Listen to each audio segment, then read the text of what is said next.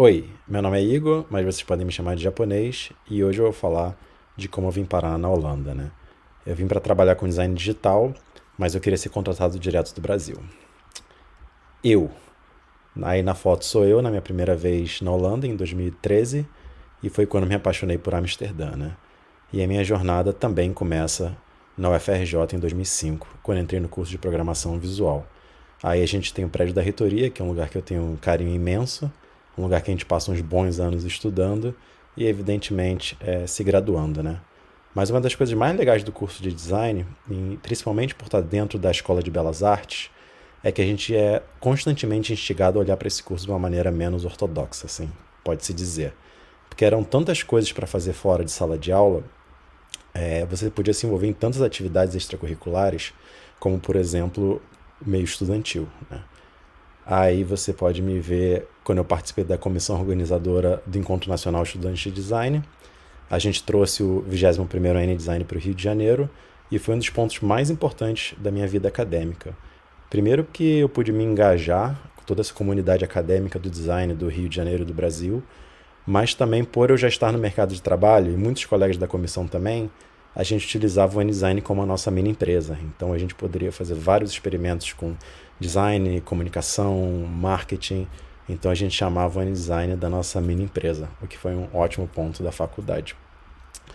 Porque não uma das melhores coisas da faculdade também não vi com um dos maiores arrependimentos, como tatuar a pulseira do N-Design. E também o meu projeto de graduação foi algo que eu curti muito ter feito na UFRJ, né, em 2014. Porque eu já estava inserido no mercado de trabalho e dificilmente quando você já está trabalhando você vai ter essa oportunidade, né, de gastar 6 meses num projeto que você pode ter bastante paixão por ele, que você vai ter tempo para fazer a devida pesquisa, exercer várias vertentes do design, como iconografia, identidade visual, tipografia, design de interação, interface, até fotografia. Então foi um projeto muito importante para mim, que inclusive trouxe bons frutos, como ser selecionado para a Bienal Brasileira de Design Gráfico, foi selecionado em 2015, e também ele fez muita parte do meu portfólio por um tempo, porque quando eu falava com as empresas eu acabava apresentando ele. E foi o que me conectou com a próxima fase da minha vida, porque eu já estava há um tempo trabalhando como web designer e queria migrar para essa área mais de product design, né? E foi aí que eu entrei para Globo.com e, curiosamente, na fase de contratação, eu falava muito sobre o meu processo do meu projeto de graduação, porque eu explicava todo o meu processo de design durante todas as etapas e era um projeto que dizia muito sobre mim. Então, eu passei 5 anos como designer de produtos digitais na Globo.com e foi uma das melhores fases profissionais da minha vida, com certeza, porque a Globo é famosa por ter toda essa fundação que você precisa com um product designer, né? Você vai ter desde a pesquisa, a análise de números, que é uma análise mais quantitativa. Você vai ter o lado de entrevista com o usuário, que é uma análise mais qualitativa. Eu pude trabalhar em interfaces, sistemas de interfaces, trabalhar com plataformas complexas e lidar com alguns dos maiores produtos digitais do Brasil, né? Então foi basicamente toda a fundação que eu precisava como um designer de produtos digitais. E eu decidi que era hora de tentar algo novo, né? E ir para o exterior para dar seguimento à minha carreira. E aí a dúvida era para onde, né? E aí eu volto de novo, a turma que se graduou junta, e acontece que já tinham 6 trabalhando na Holanda. E eu ali acabou que fui o sétimo. Então, cada ano que um vinha, acabava falando com o outro sobre como é que estava o mercado, falando que o mercado estava aquecido, que era muito bom trabalhar com design digital aqui. E foi assim que eu acabei conhecendo muito mais sobre a cena da Holanda, especificamente de Amsterdã, né? E eu tomei a próxima decisão, que eu queria morar na Holanda, mas eu não viria para estudar, eu não viria como freelancer, eu já queria vir contratado, uma vez que eu daria continuidade a tudo que eu já fazia, trabalhando dentro de empresas como designer de produtos digitais. Bom, como eu decidi ser contratado direto do Brasil, eu precisava entender como esse processo todo funciona, né? A primeira coisa que você precisa saber é como você entra no país, e aí das duas uma, ou você vem com o passaporte da União Europeia, ou você vem com um visto de trabalho patrocinado por uma empresa, né? Eu me enquadrava no primeiro tópico, eu tinha o passaporte, não me pergunte como, mas o que eu vou falar aqui serve para todo mundo também que não tem o passaporte, porque eu estava mirando nesses benefícios.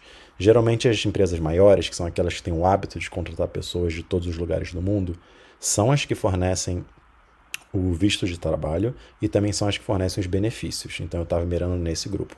Que os benefícios incluem um pacote de realocação, que é uma ajuda de custo para você se estabelecer aqui, e você acaba também se enquadrando no 30% Ruling, que é uma lei de incentivo a imigrantes que, se você está dentro do enquadramento dela, você tem uma isenção de imposto que ajuda bastante. Outra coisa que eu tinha que ter em mente era que tem temporadas de contratação, eu não sei exatamente como funciona, mas eu sei que tem umas pausas, tem meio que uma pausa no verão europeu, também tem uma pausa no fim do ano. Eu comecei a entender como é que são essas vagas, primeiro quais são as plataformas onde você acha elas, muito comum achá-las no LinkedIn e no Glassdoor também. E os termos, foi uma coisa que eu descobri quanto mais eu pesquisava sobre os termos, eu via que alguns tomavam novos significados, ou alguns perdiam significados. Por exemplo, você tinha web designer, mobile, UI, UX, digital product, e depois de um tempo eu vi que eu me enquadrava mais nessa linha de product designer. Sobre o portfólio eu posso dar um papo inteiro sobre isso, porque é muita coisa para falar, mas em resumo eu comecei a pesquisar mais ou menos como eram aquelas vagas, quem eram as pessoas que ocupavam aquelas vagas e como elas se apresentavam no portfólio delas, foi muito importante. E por que não também validar com amigos ou pessoas da área o seu portfólio, já que você quer ver como você se insere naquele meio. Carta de motivação não é algo que todos os lugares pedem, mas às vezes eles pedem para que você escreva o porquê que você gostaria de trabalhar lá. Então é interessante sempre achar as sobreposições do que aquela vaga pede e do que você tem a oferecer para escrever. E sempre de maneira mais sincera possível. E aí eu comecei a entrar em diversos processos de recrutamento, que eu vou explicar um pouco mais quais são as etapas mais comuns desses processos. É comum primeiro você falar com o recrutador, que ele vai dar toda a introdução ao processo, vai te ajudar a explicar os prazos e quantos papos você vai ter. Ele vai estar muito curioso sobre o seu histórico, por onde você passou e o que você fez nessas empresas. E também tem esse ponto que eu botei entre aspas, o encaixe cultural, porque ele pode ser um tanto quanto subjetivo, mas nada mais é de como o seu comportamento se encaixa na dinâmica daquela empresa ou daquele time que você vai entrar. Depois é comum encontrar o time de design. Eles também vão querer saber um pouco do seu histórico, mas vai entrar um pouco mais no seu processo de design, né? Quais são as etapas, como é que você aborda os diferentes estágios do design num produto digital, e também estão olhando em paralelo ao seu comportamento e como você interage com outros designers. Por isso é comum eles te testarem. É bem comum você fazer um teste, que ele nada mais é do que uma amostra do seu processo de design, geralmente num período de uma semana que você tem para fazer, só que pedem para você destinar poucas horas para ele, não mais que 8. Eles querem saber como é que é a sua interação com outros designers, porque você vai apresentar para eles como se fosse qualquer outro projeto, e entre aspas, como você é desafiado, porque eles vão querer saber como você se porta num debate, uma vez que vocês vão estar construindo o produto juntos. É comum em alguma etapa do processo também você conhecer o time de desenvolvimento, uma vez que você sempre vai trabalhar com programadores. Então, gostaria de saber como é que é a sua interação com os desenvolvedores e também como é que é o seu comportamento quando você vai ter mais essas interações tecnológicas. É comum você falar com alguém de um cargo mais alto, que é uma gestão, uma liderança, pode ser o gestor do time, pode ser um diretor da empresa, e essa pessoa vai querer saber um pouco mais de tudo e, novamente, vai estar tentando olhar um pouco para esse encaixe, entre aspas, cultural, porque essa pessoa está olhando para as equipes um pouco mais de cima, né? Bom, passada todas as etapas, é comum o recrutador voltar a você e começa a etapa de proposta e contrato, onde você vai negociar a sua vaga na empresa. Bom, e como é que foi o meu caso, né? Eu tinha alguns processos rolando em paralelo, uns mais avançados que os outros, mas tinha uma empresa que eu estava gostando bastante do papo e já estava bem avançado o papo. E era uma dessas empresas que ia me trazer com os benefícios. Então eles me deram a seguinte missão: esse é o seu teste, que seria a etapa final da entrevista, e esse é o seu voo para Amsterdã, que é daqui a 4 dias, para apresentar. Naquela época era bem mais comum você ter uma etapa final presencial, caso a empresa tivesse condições de te trazer de qualquer lugar do mundo, porque as pessoas achavam que era bem importante te conhecer pessoalmente. Então eles me deram uma missão em um pouco menos tempo, um voo para pegar, e eu precisava apresentar para todo o time de uma vez, em inglês. E eu falei, por que não? Vamos embora, né? Podendo passar um tempinho na Holanda, visitar a Holanda, né? Porque quando eu penso em Holanda, eu penso em Moinhos e Tulipas, um lugar maravilhoso para visitar, né? Por que não? E a primeira coisa que minha esposa falou quando soube foi: você precisa de roupas novas. Você precisa aparentar como alguém que vale a pena pagar um voo para te conhecer. Eu falei: ok, então vamos embora. 4 dias, comprar roupa nova, fazer um teste e pegar um voo.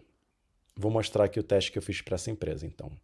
Ela era uma plataforma que ajudava os bancos a se digitalizarem.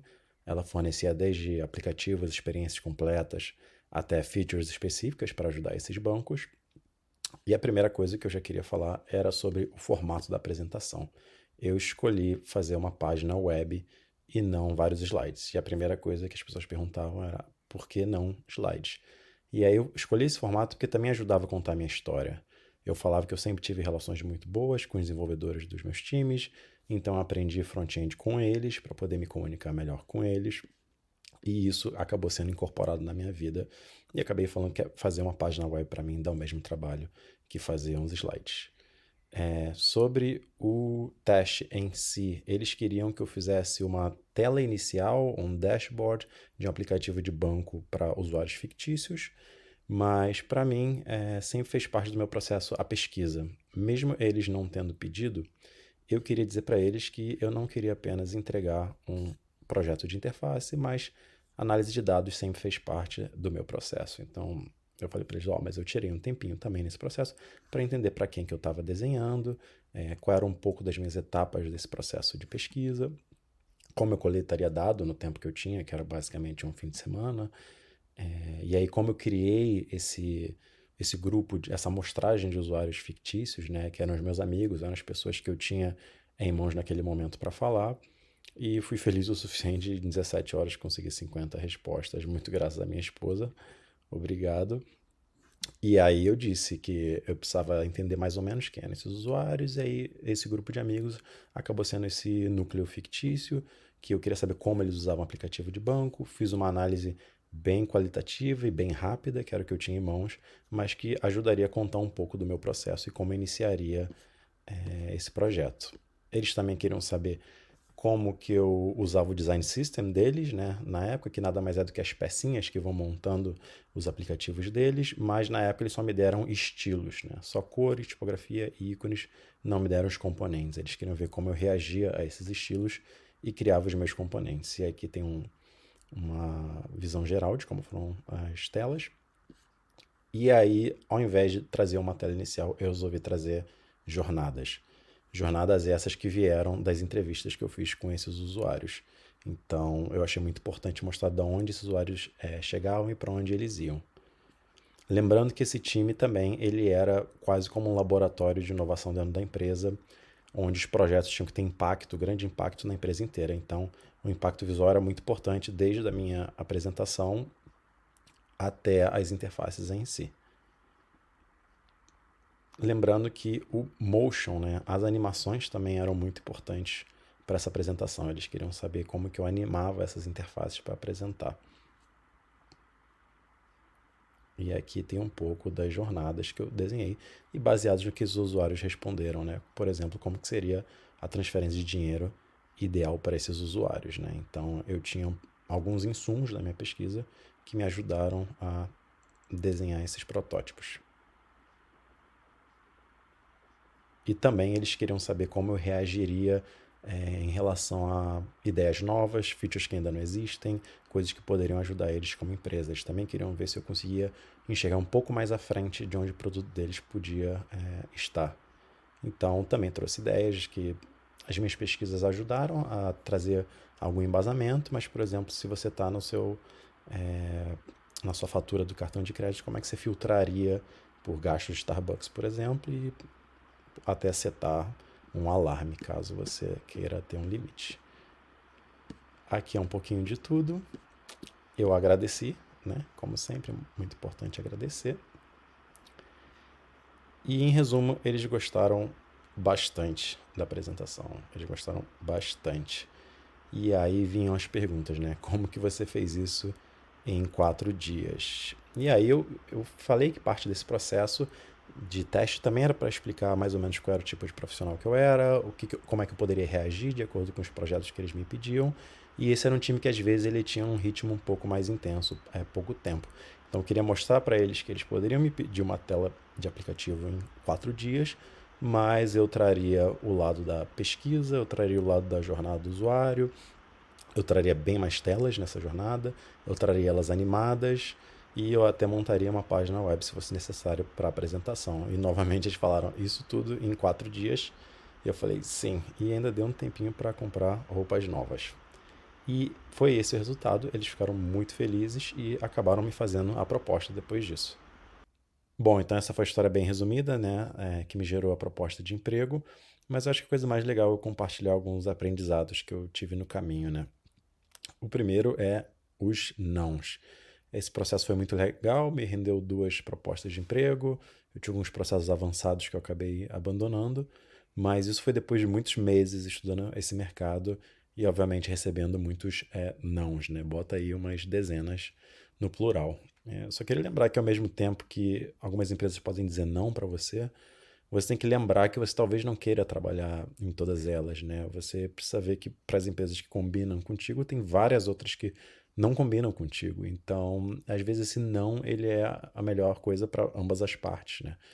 E esse processo de entrevista, ele é meio que para saber se vocês combinam, ele pode não ser tão preciso, porque tem muitas variáveis no caminho. Pode ser o que esperam daquela posição, o timing pelo qual a empresa se passa. Inclusive, aplicando de outro país, você traz muito mais variáveis para a equação. Então, o não é ok. O segundo aprendizado que eu tive é não se sinta super julgado, porque eu lembro dos dias que eu performei bem numa entrevista e eu me senti muito bem, e quando era o oposto eu me sentia muito mal. Então, é comum quando a gente está nesse processo de avaliação se sentir super exposto e também se sentir super julgado. Mas lembra que quem está te avaliando também é uma pessoa, não é uma entidade, né? É uma pessoa que tem um objetivo, ela tem um certo conhecimento para te avaliar e ela tem limitações também. Então, por exemplo, eu passei por entrevistas que depois de um tempo ficou bem claro que eu tinha mais experiência que os entrevistadores. Então, é bom saber também cada momento e contexto que você está passando. A primeira vez que entrevistei alguém, por exemplo, eu fiquei super nervoso e inseguro. Então, é sempre legal pensar que tem alguém ali do outro lado também. O terceiro aprendizado que eu tive foi que é sempre melhor ser sincero, por mais que isso soe clichê. Serve tanto na questão técnica quanto do comportamento. Eu me vi levando entrevistas adiante que eu não achava que eu era um bom encaixe para a empresa, ou achava que aquela vaga não era para mim, e eu garanto que todas não terminaram bem. Era melhor talvez eu ter encerrado antes. Isso também serve para as suas habilidades. Por exemplo, esse teste que eu apresentei, que eu passei, eu deixei bem claro para eles que eu estava fazendo animações de interface, mas eu estava aprendendo para aquela entrevista. E isso não tirou pontos meus, muito pelo contrário, fez eles valorizarem que eu estava aprendendo para aquela entrevista, e também mostrou a minha flexibilidade, como é que é meu aprendizado. Acabou que eu entrei na empresa, desenvolvi muito mais essa habilidade e acabei ensinando outras pessoas. Então, sinceridade sempre é bom. Isso também serve para o comportamento, quando perguntarem o que você gosta de fazer, quais são seus hobbies. As pessoas querem muito saber quem é a pessoa de verdade que está por trás daquele profissional, né? O último aprendizado é se valorize. Eu estou enviando esse conselho numa cápsula do tempo de volta para o japonês de 2019 para ver se eu aprendo isso, porque talvez eu não seja o maior exemplo. Mas é comum, por ser uma oportunidade muito grande, a gente tentar fazer tudo para aquilo acontecer, se estudar muito, se dedicar muito, topar tudo. Então, lembra que você está aplicando para uma vaga no exterior e você que está mudando a sua vida inteira por causa daquela vaga. Então, se respeite, faça as coisas no seu tempo, de maneira saudável.